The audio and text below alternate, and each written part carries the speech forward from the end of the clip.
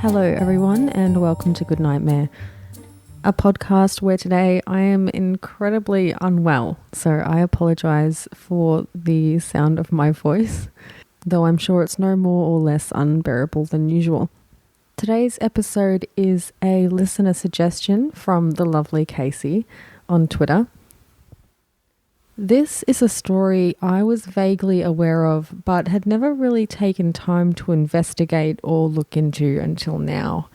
And I'm glad that I did. I think you guys will enjoy this just as much as me. This is the story of the Chase family vault, and it takes place in Barbados, an area in the Lesser Antilles in the southern Caribbean Sea.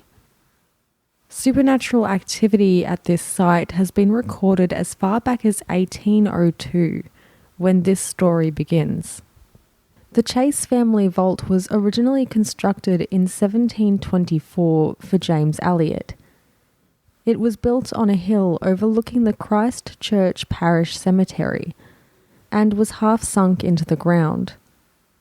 The vault could be accessed by stairs and was sealed with a heavy blue marble slab.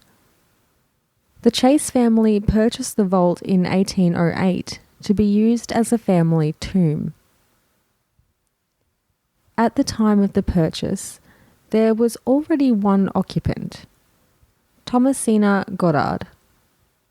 Thomasina had been buried in the vault previously, in a wooden coffin, where the family allowed her to remain undisturbed.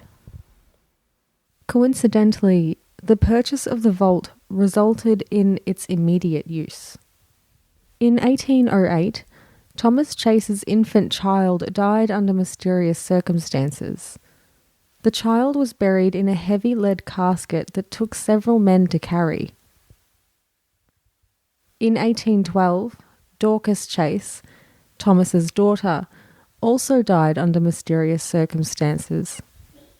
It was rumoured that she had starved herself to death as an escape from the abuse that she allegedly suffered at the hands of her father, though both the abuse and the cause of death were not confirmed in any records I was able to find. Only 1 month after Dorcas Chase's death, Thomas himself died of an alleged suicide. Along with his children, he too was buried in a heavy metal casket that took several men to manoeuvre, and he was laid to rest in his tomb. It was while burying Thomas Chase that the first supernatural occurrence was discovered. The coffin of Dorcas Chase had been moved and was stood upright against a wall of the vault, as had the infant's coffin. The bodies themselves remained undisturbed, however, and there was nothing stolen, nothing removed. It was put down to a case of vandalism, and once the caskets were returned to their original positions, the vault was again sealed. The vault remained sealed until 1816, when 11-year-old Charles Brewster was to be buried. Upon opening the vault, it was found that the coffins again had been thrown into disarray. Just to reiterate, the vault was sealed by a marble slab that itself would take several people to move. The caskets themselves were said to require 6 to 8 men to manoeuvre. The state that the caskets were found in was as though they had simply been picked up and tossed about the room. Again, the vault was put back into order and resealed. By this time, however, rumours of hauntings, black magic and curses were beginning to surface. If animal death makes you uncomfortable, please skip the next portion of this episode as there is a brief mention. The accuracy of the following claim is not proven, however, so it may not have been any more than a story. A woman claimed that while passing the tomb on horseback, her horse had gone into a frenzy and had thrown her off. It was bucking, wild and frothing at the mouth. Others in the area reported that their horses had been overtaken by the same wildness. They had escaped their stables and fields and ran into a nearby river, where they subsequently drowned. There will be no more mentions of animal death from here on out.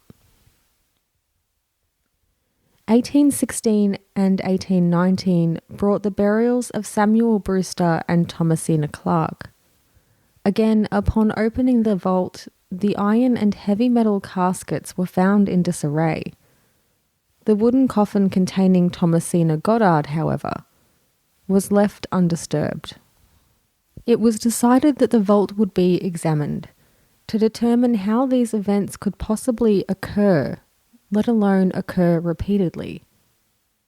Was it vandalism or something more? The vault was examined entirely, and it was determined that there were no other points of entry besides the descending stairs. A fine white sand was laid across the floor within the vault, and it was then sealed with a mortar marked by a signet ring. It was then closed and let be for 8 months before being checked for signs of tampering.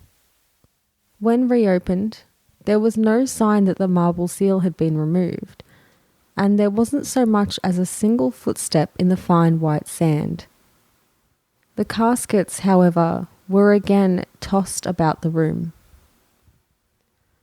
Thomas Chase's casket had been pushed up against the entrance, as though in an attempt to block entry, or perhaps in an attempt to escape.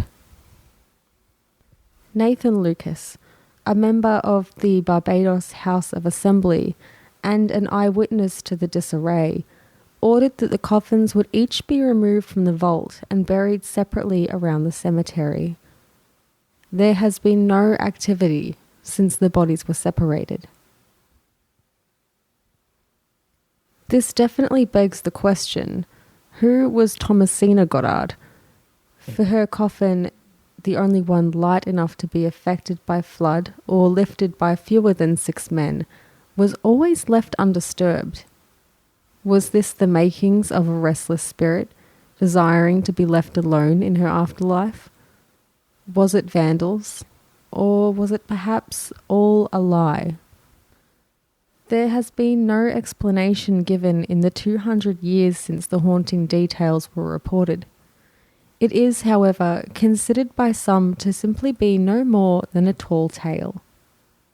Similar stories of disturbed vaults and graves have been told among the Freemasons, who claimed that the casket of the deceased founder of the Freemasons was often found tossed about in its vault.